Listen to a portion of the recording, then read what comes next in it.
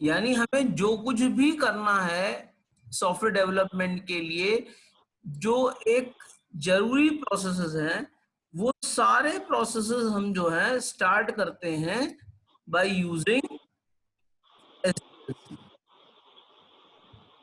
कोई भी life cycle model हो, कोई भी, उसमें आप देखेंगे SDLC जरूर यूज होता है। क्लियर है? Yes sir. अब ये स्टेप हैं कौन कौन से? तो अगर बात करें तो हम लोगों ने देखा था कि हमारे पास सबसे पहला स्टेप होता है फीजिबिलिटी स्टडी। फीजिबिलिटी का मतलब हो गया वायबिलिटी, क्या ये काम हमसे हो पाएगा या ये काम हमसे नहीं हो पाएगा। क्लियर है ना? तो हम कहा था कि तमाम तरह की फीजिबिलिटी स्टडी होती है। किस किस तरह की फीजिबिलिटी स्टडी होती है? हम लोगों ने पढ़ा था टेक्नोलॉजिकल फीजिबिलिटी, हम लोगों ने पढ़ा था इकोनॉमिकल फीजिबिलिटी, और हम लोगों ने पढ़ा था ऑपरेशनल।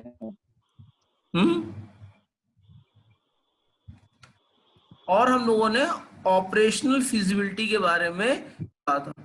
यानी वो सारी फीजिबिलिटी जो बहुत इंपॉर्टेंट होती हैं। तो अगर कभी भी सॉफ्टवेयर इंजीनियरिंग की बात आप करते हैं तो सॉफ्टवेयर इंजीनियरिंग में बेसिकली 3 तरह की फीजिबिलिटी जरूर चेक की जाती हैं। वो है टेक्निकल, इकोनॉमिकल, ऑपरेशनल। और जो एक हिडन फीजिबिलिटी है वो है पॉलिटिकल फीजिबिलिटी, क्योंकि इंडिया जैसे देश में पॉलिटिक्स सबसे ऊपर होती है। क्लियर है बेटा? Yes sir. इसके बाद आप लोग रिक्वायरमेंट स्टडीज के लिए जाते हैं कि सॉफ्टवेयर के लिए क्या क्या रिक्वायरमेंट एनालिसिस करनी है, क्या स्पेसिफिकेशन है, क्योंकि जब तक आप प्रोडक्ट के स्पेसिफिकेशन के बारे में नहीं जानेंगे आप उस प्रोडक्ट को डेवलप नहीं कर सकते। तो सबसे पहली चीज रिक्वायरमेंट। रिक्वायरमेंट मतलब क्या क्या आप चाहते हो और किस तरीके से आप उसको यूज करना चाहते हो। जब हमारे पास रिक्वायरमेंट सारी आ जाएंगी, स्पेसिफिकेशन हमारी आ जाएगी, तब हम डिजाइन के बारे में सोचेंगे कि डिजाइन को कैसे हम वर्कआउट करें, डिजाइन हम किस तरीके से करें। अब डिजाइन करने का तरीका भी अलग अलग होता है। आप ऑब्जेक्ट ओरिएंटेड डिजाइन पे जा रहे हैं या मॉड्यूलर डिजाइन पे जा रहे हैं, ये डिपेंड करेगा कि आप किस तरह के टेक्निक को या आप किस तरह की टेक्नोलॉजी को यूज कर रहे हैं। डिजाइन कंप्लीट होने के बाद उस डिजाइन को वर्किंग मॉडल में कन्वर्ट करने के लिए हमको कोडिंग की रिक्वायरमेंट होती है और यूनिट टेस्टिंग की रिक्वायरमेंट होती है। यूनिट टेस्टिंग का मतलब क्या कि मान लीजिए अगर हमने अपने कोड को अलग अलग हिस्सों में डिवाइड कर दिया है तो सब अलग अलग हिस्से जो है वो क्या कहलाएंगे? यूनिट कहलाएंगे। और उनको जब यूनिट के हिसाब से हम टेस्ट करते हैं, यानी एक पर्टिकुलर मॉड्यूल लिया, केवल उस मॉड्यूल को चेक किया, उसको कहा जाता है यूनिट टेस्टिंग। क्लियर है? Yes sir. अब जैसे मान लीजिए 2 यूनिटों को हमने इंटीग्रेट कर दिया, तो वो दोनों यूनिट आपस में किस तरीके से वर्क कर रहे हैं ये शो करने के लिए हमको क्या यूज करना पड़ता है? Integration system testing. यानी जरूरी नहीं कि इंटीग्रेट करके आप काम सही कर लें। फॉर एग्जाम्पल हमारे पास 2 लोग हैं, पुष्कर हैं और शिवम हैं। ये दोनों लोग अलग अलग काम बहुत अच्छा करते हैं, लेकिन जब आप इन दोनों को ग्रुप में रख देते हैं इन कोलैबोरेशन विद ऐश्वर्य, तो फिर क्या होता है? सर सिस्टम टेस्टिंग होती है। सिस्टम टेस्टिंग तो होती है, लेकिन ये दोनों जो एलिमेंट है, जो दोनों जो यूनिट है, ये तीसरे यूनिट के साथ अच्छी तरीके से कोलैबोरेट या इंटीग्रेट होके वर्कआउट कर पाते हैं? नहीं सर। है। मेंटेन करना पड़ता है, मेंटेनेंस की रिक्वायरमेंट हो जाती है। अभी सामान बना नहीं, मेंटेनेंस पहले शुरू हो गई। सर सामान बनने से पहले बिगड़ गया ना। हाँ, यानी बिगड़, तो हमको ये पहले से ही चेक करना पड़ेगा कि दोनों लोग जो है बिगड़े ना। तो इस तरह की जो टेस्टिंग होती है उसको कहा जाता है इंटीग्रेशन और सिस्टम टेस्टिंग, कि सिस्टम में सारे एनवायरनमेंट सही तरीके से काम कर रहे हैं कि नहीं कर रहे हैं, एलिमेंट सारी तरह अच्छी तरह से काम कर रहे हैं या नहीं कर रहे हैं। क्लियर है मेरी बात? Yes, sir. है भाई, कोई प्रॉब्लम तो नहीं इसमें? No, sir. No, sir. नहीं सर। तो ये चीज क्लियर हो गई। अब Yes, sir. सिस्टम बन जाएगा, टेस्ट हो जाएगा, तो उसके बाद हमें क्या करना पड़ेगा, उसको यूजर को देंगे और यूजर उसको यूज करेगा। तो हो सकता है प्रॉब्लम आनी शुरू हो, उसमें कुछ प्रॉब्लम आनी शुरू हो। अगर वो प्रॉब्लम आ रही है तो हमें वहां पे क्या प्रोवाइड करना पड़ेगा, मेंटेनेंस प्रोवाइड करना पड़ेगा, यानी मेंटेनेंस करना पड़ेगा। तो लास्ट फेज जो हमेशा रहता है सॉफ्टवेयर इंजीनियरिंग में, कर दो। है मेंटेनेंस फेज। वो लगातार चलता रहेगा, वो खत्म कभी नहीं होता। जब आपका कॉन्ट्रैक्ट खत्म होता है तब वो चीज खत्म होती है। क्लियर है? Yes, sir. Yes, sir. तो ये हमारे डायग्रामेटिक व्यू था एसडीएलसी का। अब वही चीज लिखी हुई है, it also capture the order in which these activities are to be undertaken, मतलब किस तरीके से सारी एक्टिविटीज को अंडरटेक करना है। ठीक है ना? इन अदर वर्ड्स, आपको ये बताना पड़ेगा कि पहले आप फिजिबिलिटी स्टडी करोगे या रिक्वायरमेंट एनालिसिस करोगे, क्योंकि जब तक रिक्वायरमेंट नहीं मालूम होगी तो फिजिबिलिटी एनालिसिस कैसे करोगे। तो जो अलग अलग मॉडल हैं वो ये सब चीजें यूज करते हैं।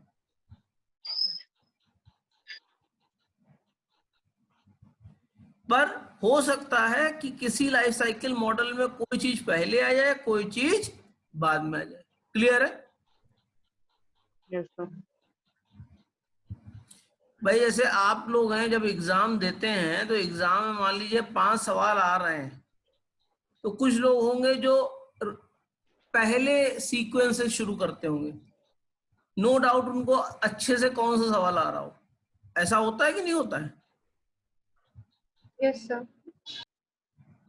और कुछ लोग होंगे वो क्या करेंगे, जो सबसे अच्छा आता है उसको सबसे पहले कर लेंगे। ठीक है ना? और फिर बाद में उसको आगे बढ़ते जाएंगे। यही होता है। Yes, sir. अलग अलग लोगों की अप्रोच है कि हम वो किस तरीके से प्रॉब्लम को रिजॉल्व करने के लिए यूज कर रहे हैं। क्लियर है? जी सर।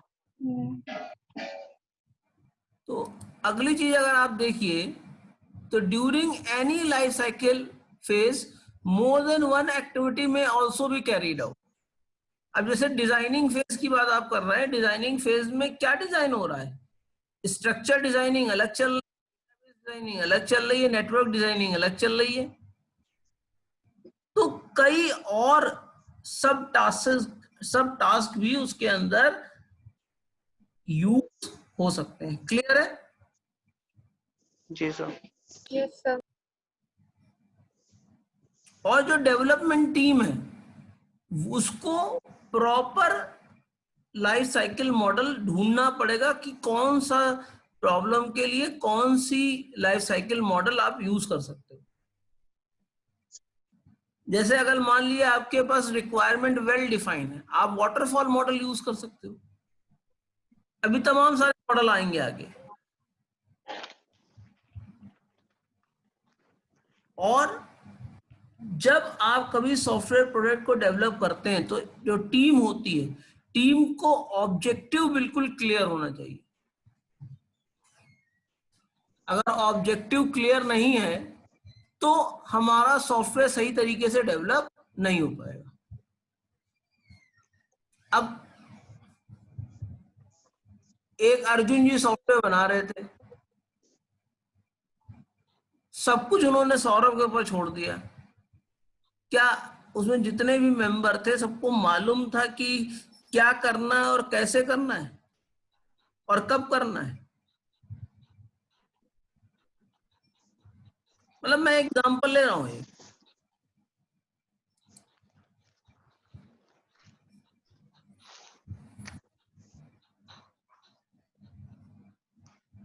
और अगर ऐसा नहीं करोगे तो एक कियोस्क हो जाएगा और आप जो है सॉफ्टवेयर को कभी भी डेवलप नहीं कर पाओगे। क्लियर है? जैसे कुछ लोग कहते थे फला स्टूडेंट तो हमेशा एब्सेंट रहता है,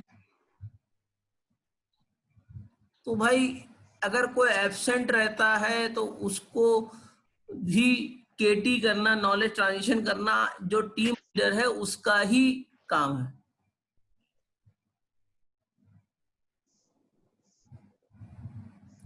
और इसमें क्या होता है कि जब भी हम एक फेज से दूसरे फेज में माइग्रेट करते हैं तो हर फेज का एक एंट्री क्राइटेरिया होता है और एक एग्जिट क्राइटेरिया होता है। एंट्री क्राइटेरिया का मतलब क्या कि क्या क्राइटेरिया होगा तो हम एक फेज से दूसरे फेज में पहुंच जाएंगे, और एग्जिट क्राइटेरिया का मतलब क्या है कि क्या ऐसा काम होगा जिससे कि हमारा एक फेज, हम मान लेंगे कि हमारा फेज खत्म हो चुका है। क्लियर है? कोई प्रॉब्लम इसमें? No sir. नो। हमारे पास कई सारे लाइफ साइकिल मॉडल हैं, जैसे वाटरफॉल मॉडल है, आइटरेटिव वाटरफॉल मॉडल है, प्रोटोटाइपिंग मॉडल है, स्पाइरल मॉडल है।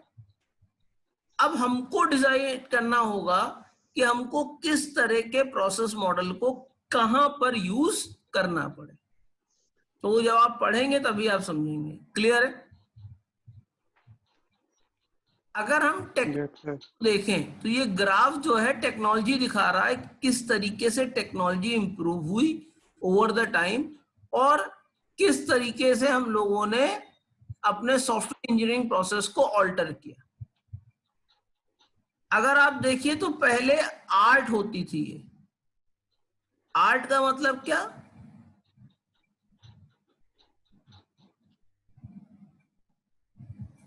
अभी इसका हिंदी रूपांतर ना बता देना, कला। आर्ट का मतलब ये है कि कोई स्किल जो पीढ़ी दर पीढ़ी चेंज होती जा रही है, या एक एक हियरार्की में चल रही है, एक रिलेशनल ऑर्डर में चल रही है, उसको हम कह देते हैं आर्ट। क्लियर है मेरी बात? यस। जैसे आप लोग लखनऊ में आते हैं, लखनऊ में कुल्फी किसकी में मशहूर है? प्रकाश। प्रकाश की। क्यों? और प्रकाश जी अभी जिंदा हैं कि मर गए? मर गए। मर गए तो प्रकाश तो अपनी कुल्फी बना नहीं रहे। नाम चल रहा है सर। नाम क्या चल रहा है? वो चीज उनके लड़कों को ट्रांसफर हुई, लड़कों से उनके पोतों को ट्रांसफर हुई, पोतों से उनके लड़कों को ट्रांसफर हुई, यानी आजीवन जो है प्रकाश की कुल्फी चलती रही। चल, किसकी फेवरेट है?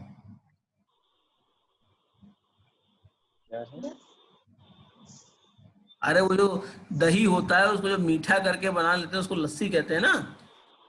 जी जी। तो वो लस्सी कहाँ की फेमस है? अश्वनी सर, अश्वनी की। अश्वनी की। ये जो कैसरबाग में है ना?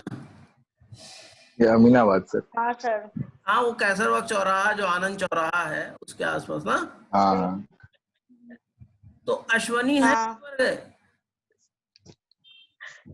सोनी तो है सर।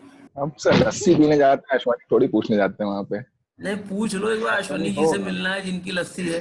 होंगे। अच्छा, उनको एक बताए और थे चीज क्या? चलो ले लेते हैं। आप में से कितने कुछ लोग नॉनवेज खाते होंगे? कबाब कहाँ का फेमस है? नहीं खाता। सर टुंडे कबाबी। तो टुंडे साहब टुंडे जिंदा है कबाबी। कि निपट गए? निपट गए निपट गए सर। सर निपट गए। अब बताइए, खान अब आप ये कहेंगे हम तो कबाब खाने जाते हैं, टुंडे से थोड़ा मिलने जाते हैं। जब प्रभव कह रहा है जिंदा है अमीनाबाद में। भैया वो उसका लड़का वड़का होगा। हाँ तुम वो निपट गए। अब जैसे वाहिद की बिरयानी फेमस है सर वाहिद की अच्छी नहीं यस होती। सर। सर है ना? अब नहीं फेमस है, अच्छा। नहीं है।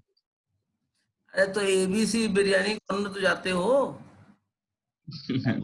अवध बिरयानी कॉर्नर वो तो और बेकार है। नहीं है, ये मत सोच लेना हम खाते हैं। डोसा वोसा बताइए। इदरिस कहाँ सर मिलता है? इदरिस। हाँ इदरिस ठीक है सर। फेमस है। सर इडली की अच्छी होती है। तो इदरिस है कि नहीं है? सर इदरिस श्री नहीं। साहब तो नहीं है सर। कहाँ चलेगा? है मैं सर। मैं ये बता क्यों रहा हूँ, ये सब क्या है, एक आर्ट हो गई। क्लियर है? Yes sir. आजकल आपने देखा होगा सिकंदराबाद की वेज बिरयानी बहुत चल रही है। हाँ सुना है सर। पहले भी हुआ था। क्या बात, सुबह सुबह भूख लगा दी सर, आपने खाना भी नहीं खाया। सर अरे 10 सर बजे ईश्वर कह रहा था टेढ़ी पुलिया में भी मिल जाता है। क्या? क्या मिल जाता है? भाई तुम खुल के बताया करो क्या मिलता खुल है के क्या बताना। नहीं। आधा ज्ञान विनाश का कारण होता है। वही सर बिरयानी। कौन सी वाली? अरे ले। बताओ ईश्वर कौन सी वाली बताओ खुल के। सर पुष्कर कौवे ही खाते हैं वही मिल रही थी, हमने बता दिया तो। सर हम बहुत दूर रहते हैं, हम शुद्ध पंडित आदमी है। क्या वो मुंह ना खोलो। किसने कहा कि पंडित नहीं खाता? कहाँ लिखा? हम नहीं खाते ना, लोगों का सर नहीं ये पता। सबसे बड़ा मिथ है। ये मिथ है, चुप रहो तुम गुप्ता। इसी वजह से महंगा हो गया है। नहीं सर। तो कहने का मतलब ये है कि आजकल आप हर जगह देखते हो कि बिरयानी बिरयानी बिरयानी मिल रही है, मुरादाबाद की हैं? मिल रही है, हैदराबाद की बिरयानी मिल रही है। तो अब ये बिरयानी का मैटर क्या हो गया, क्राफ्ट हो गया। हाँ sir. Unorganised use of past experience. मतलब भाई मैं किसी के यहाँ काम करता था, मुझे एक्सपीरियंस हो गया, मैंने अपनी दुकान खोल ली। क्लियर है? फिर समय बढ़ता गया, फिर टेक्नोलॉजी बढ़ती गई, फिर उसके बाद systematic use of past experience and formulation of scientific basis आ गया, जिसको हमने इंजीनियरिंग कह दिया। क्लियर है ना? जैसे टुंडे कबाबी आपके हैं, कई जगह उनकी ब्रांच खुली हुई है कि नहीं खुली हुई है? Yes sir. तो उन्होंने क्या कर दिया है, उन्होंने जो मसाले का फॉर्मेशन होता है, मैं मसाला जो बनाते हैं वो फॉर्मलाइज कर दिया है और सबको बता दिया भाई इसी तरह का मसाला होना चाहिए, इतना इतना मिर्चा होना चाहिए, तो आपको हर जगह टेस्ट एक जैसा लगेगा। अच्छा एग्जांपल ले लीजिए आप मैकडोनल्ड का। आप में से कुछ लोग जो है लखनऊ के बाहर भी रहते होंगे। Yes sir. Yes sir. जैसे वैष्णवी, आप कहाँ रहते हो? हम देवरिया रहते हैं। देवरिया में रहते हो? देवरिया में मैकडोनल्ड है? नहीं सर, देवरिया में नहीं है। इनफैक्ट गोरखपुर में भी मैकडोनल्ड्स अभी नहीं खुला है। देवरिया में त्रिपाठी जी हैं सर। नहीं है सर। तुम्हें बड़ा पता है। अरे पता रखना चाहिए, जैसे हम जो है नहीं जानने वाले व्यक्ति हैं तो हम मेरा टीममेट है यार। अच्छा सर मैकडोनल्ड्स नहीं है इधर। फैजाबाद का कोई? हमारा टीम लीडर है सर फैजाबाद का अनुश्री। Yes sir. सर नहीं है मैकडोनल्ड्स यहाँ। मैकडोनल्ड है? नहीं सर। अच्छा गोरखपुर का? गोरखपुर में नहीं है, गोरखपुर में अभी तक नहीं खुला है। बहुत पिछड़े इलाके हैं ये सब। तुम कह रहे हैं बहुत पिछड़े। सर कंस्ट्रक्शन में है। सर KFC भी खुल गया इनफैक्ट, बस मैकडोनल्ड्स नहीं आ रहा है। स्टोर भी लग गया बट खोल नहीं रहा है सब। अब तो कोविड है तब तो और ही नहीं खोलेंगे, तो हम तो बहुत वेट कर रहे हैं उसका खुले। अच्छा वैसे एक बात है, मैकडोनल्ड का बर्गर आप चाहे लखनऊ में खाइए चाहे आप गोरखपुर में खुल जाएगा तब खाइएगा, दोनों का टेस्ट सेम होगा कि अलग अलग होगा? सर सेम रहेगा। अच्छा सबसे बकवास आलू टिक्की होगा। ऐसा कैसे? क्योंकि सर आलू बहुत देर तक उसमें रखा है। तो उसमें कुछ ऐसा होता कैसे? ही नहीं है, मतलब सब बेकार है। टिक्की में आलू सीधा टिक्की इज आलू द मिल बेस्ट। यार सर, खाने उसमें आलू कोई इंग्रेडिएंट्स उसमें नहीं होते हैं। मेरा कहने आलू का टिक्की इज मतलब द है बेस्ट। कि आर्यन अरे आलू आप लोग के टिक्की अलग अलग जगह खुले होंगे। आलू टिक्की ही आएगा इंजीनियरिंग में। नहीं नहीं, इंजीनियरिंग पराठे वाला है भैया, इंजीनियर पराठे वाला। डीवीडी के सामने वो लगाता है। हाँ हाँ, सर, उसने अच्छा बीटेक किया हुआ है। हाँ, उसने वही बीवीडी से बीटेक किया हुआ है।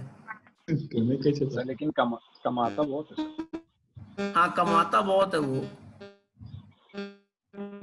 मेरा कहने का बस केवल ये मतलब है कि अगर हम उसको इंजीनियरिंग फॉर्म में यानी systematic use of past experience को किसी फॉर्मुलाइज फॉर्म में कर दें तो वो इंजीनियरिंग डिसिप्लिन बन जाता है। क्लियर है? Yes sir. तो फिर ये आपका evolution of technology against time है। जब इंजीनियरिंग हो गया, अब आप उसके चाहे जितने आउटलेट खोल लीजिए, उसका टेस्ट जो है वो सेम रहेगा या उसकी वर्किंग प्रोसेस सेम रहेगा। क्लियर है बेटा? Yes sir. जैसे ओवाईओ होटल्स हैं आपके, सर कौन से? Yes OYO, sir. ठीक है। इन होटल्स में वही फीचर्स मिलता है चाहे आप जिस होटल में चले जाइए देश के। Yes sir. ठीक है, मेरी बात क्लियर हो रही है मैं क्या कहना चाह रहा हूँ? Yes yes sir. सर। कि पहले कुछ लोगों का ही चीज रहती थी, फिर उसको और लोगों ने अनऑर्गेनाइज्ड वे में यूज करना शुरू कर दिया, फिर उसको एक ऑर्गेनाइज्ड फॉर्म में उसको यूज करना शुरू कर दिया। उसी तरह सॉफ्टवेयर इंजीनियरिंग पहले पर्सनल या ह्यूरिस्टिक वे में वो सॉफ्टवेयर डेवलप होता था। ह्यूरिस्टिक का मतलब क्या हुआ? Individual approach. क्लियर है बेटा? Yes sir. और फिर हमारे पास एक ऐसी स्कोप आ गई जिसके थ्रू हम जो है उसको डिटेल में करने लगे। फिर पहले हमारे पास जो प्रॉब्लम होती थी वो छोटी छोटी होती थी, और उस प्रोग्राम को मेजर करने के लिए जो यूनिट यूज होता था वो होता था एलओसी। एलओसी यहाँ पे लाइन ऑफ कंट्रोल नहीं है, लाइन ऑफ कोड है। ठीक है, जो आर्मी संबंध रखते हैं वो एलओसी को लाइन ऑफ कंट्रोल नहीं समझ लेंगे कि at any point of time no one should cross LOC.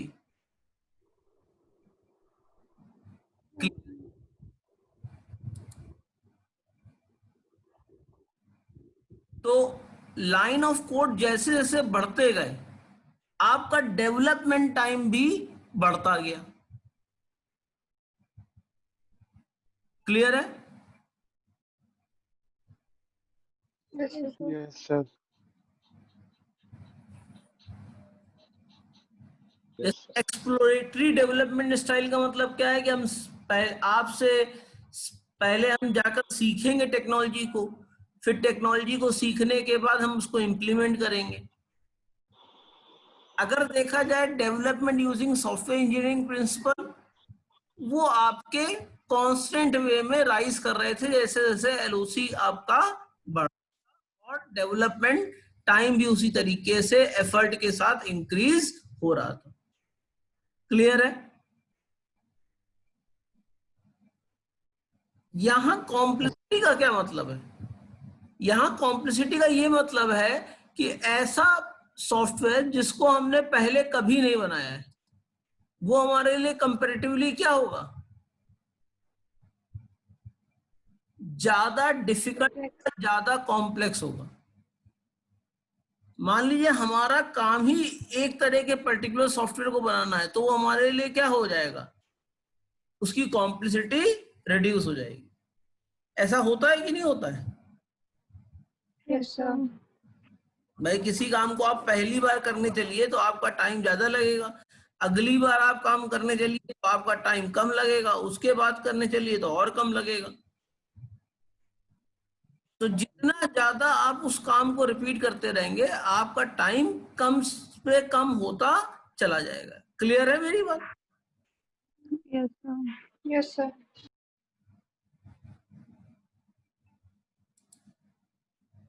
अगर आप देखिए तो यहां पर आपको एक फिगर शो हो रहा है कि 1950 में के समय हम एक्सप्लोरेटरी स्टाइल को यूज करते थे। एक्सप्लोरेटरी स्टाइल क्या होती है कि एक्सप्लोर करते थे कि ये वाला सॉफ्टवेयर इनके लिए सही है, दूसरा वाला टेक्निक सही है, तीसरा वाली टेक्निक सही है। फिर हमारा कंट्रोल फ्लो ओरिएंटेड स्टाइल आ गई, यानी हम यूजर से पूछते थे कि आपका जो ऑपरेशन है वो किस तरीके से कंडक्ट होना है, पहले क्या काम होगा, फिर क्या काम होगा, फिर क्या काम होगा, इस तरीके से धीरे धीरे उसको बढ़ते ले आते थे। फिर आ गया डेटा स्ट्रक्चर के फॉर्म में ओरिएंटेशन, और फिर डेटा फ्लो की बात आ गई जो मॉड्यूलर स्ट्रक्चर था, और उसके बाद बात आ गई आपकी ऑब्जेक्ट ओरिएंटेड आर्किटेक्चर की। क्लियर है? Yes sir. और जो 2000 के बाद है, आप देख रहे होंगे कि हम लोग जो पढ़ा रहे हैं वो आपको थोड़ा सा ऑब्सोलीट चीज पढ़ा रहे हैं, ठीक है, क्योंकि जो सिलेबस आपका है वो अपडेट होने में बहुत टाइम लेता है।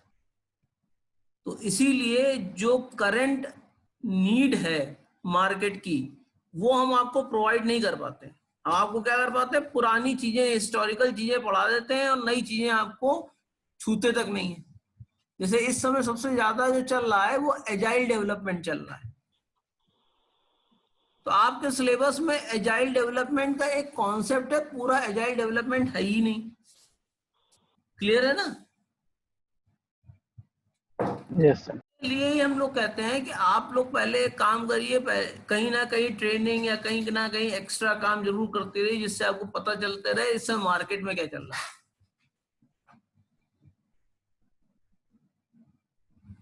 जैसे आपने देखा होगा कि दो आप लोगों को कहा गया है कि दो चीजों पे आप लोग जो है टेक्नोलॉजीज पे क्लासेस करना शुरू करिए, एक जावा है, एक पाइथन है। मेरे हिसाब से अगर आप पाइथन कर रहे हैं तो आपको जावा पढ़ने की जरूरत नहीं है, क्योंकि वो भी आप आसानी से पढ़ लेंगे। और दूसरा, अगर आपने सी लैंग्वेज पढ़ रखी है तो आपके लिए जावा पाइथन दोनों आसान पड़ जाएंगे।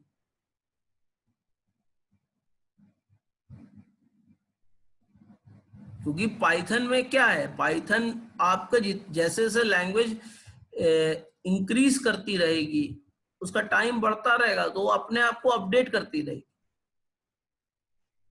जैसे इस समय नेट कोर शुरू हो गया है, .NET डेवलपमेंट नहीं चल रहा है, नेट कोर चल रहा है। आपका जानते हैं आप नेट कोर के बारे में? No sir. इस समय आपका विजुअल स्टूडियो अगर विजुअल स्टूडियो 2019 की बात करिए तो उसके अंदर आपका पाइथन भी आ जाएगा, एंड्रॉइड भी आ जाएगा, तमाम सारी चीजें आ जाएंगी।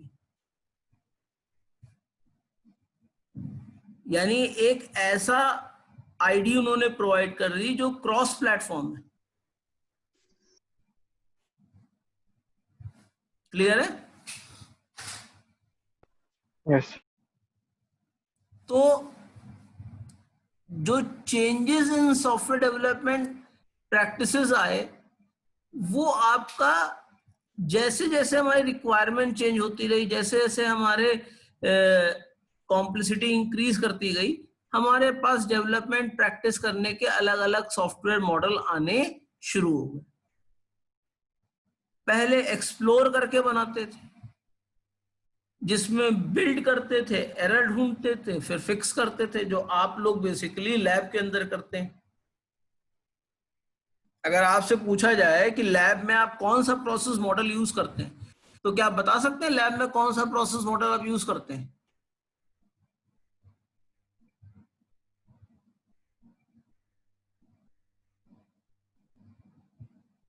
लैब में आप जो यूज करते हैं उसका नाम है बिल्ड फिक्स। बनाते हैं, अगर कोई चेंज आ रहा होता है तो फिर क्या करते हैं, उसको चेंज करते हैं, एरर को। करते हैं कि नहीं करते हैं? Yes sir. और इसका प्रिंसिपल क्या है? एरर को प्रिवेंट करना, एरर को हटाना। अगर एरर हट जाएगी तो हमारा सॉफ्टवेयर चलता रहेगा। जब हम सॉफ्टवेयर इंजीनियरिंग प्रिंसिपल्स को इंक्लूड करते हैं तो हम कॉस्ट इफेक्टिव और एरर्स को प्रिवेंट करने के लिए वर्कआउट करना शुरू करते हैं कि एरर आने से पहले ही हम उसको डिटेक्ट कर लें। क्लियर है बेटा? Yes, sir. Even when mistakes are committed during development, software engineering principle emphasize detection of error as close to the point where the errors are committed as soon as possible. यानी जैसे ही error आए वैसे ही error को remove करना, क्योंकि अगर bug को छोड़ देंगे तो बाद में हमारा सॉफ्टवेयर का साइज बड़ा हो जाता है। उसको ढूंढना, आइडेंटिफाई करना, फिर उसको रिमूव करना, रिमूव करने से उसका इफेक्ट देखना बाकी सब चीजों पे कि कितना इफेक्ट बाकी सब चीजों पर आया है, ये सब एक टाइम टेकिंग प्रोसेस हो जाता है। क्लियर है? आज एक मैं फॉर्म शेयर करूंगा आपको गूगल क्लासरूम पे, तो सब लोग गूगल क्लासरूम को ज्वाइन कर लीजिएगा। और वो फॉर्म कुछ नहीं है, आपकी सरप्राइज क्विज है। क्लियर है ना? Yes sir. अभी आपको अगर ये बंद हो जाएगा तो दोबारा आपको कनेक्ट करने की जरूरत नहीं है। हम लोग यहीं तक के पढ़ेंगे और जो हमारे डेवलपमेंट प्रैक्टिसेस में चेंजेस आए उनको कल ट्यूट में हम लोग पढ़ेंगे। तो अभी दिया नहीं है कोई,